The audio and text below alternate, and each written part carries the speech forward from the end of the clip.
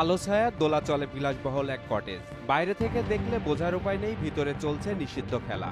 এই রিসোর্টে আপনার গতকাল আমরা ওই সন্ধ্যার পর মানে রাতের দিকে গোপন সংবাদের ভিত্তিতে আমাদের মাননীয় ডিসি হেডকোয়ার্টার স্যারের নেতৃত্বে আপনার আরো অতিরিক্ত পুলিশ ফোর্স নিয়ে আমরা এখানে একটা অভিযান পরিচালনা করি। কিন্তু সবকিছুর পর্দা ফাঁস করল গাজীপুর মেট্রোপলিটন পুলিশ।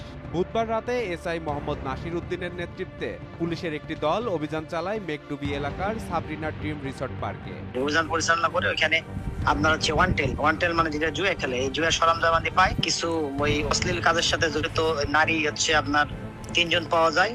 কটেজের দরজা খুলতেই চমকে ওঠে পুলিশ। একদল নারী পুরুষ মেতে আছে ওয়ান্টেড নামের জুয়ার খেলায়। গ্রেপ্তার করা হয় নারী সহ 11 জন জুয়ারিকে।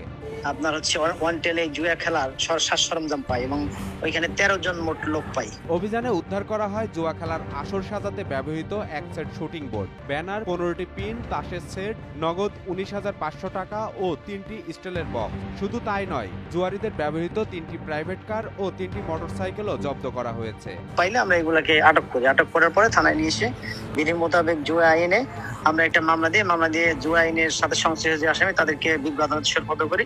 পুলিশ জানায় গ্রেপ্তারকৃতদের বিরুদ্ধে মামলা দায়ের করা হয়েছে।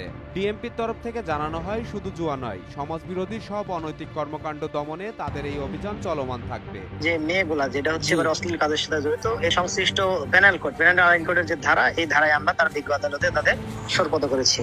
বলেন পাহাড়তলি হোক বা পদ্মার পাড়, যেখানেই অনৈতিকতা সেখানেই চলবে অভিযান।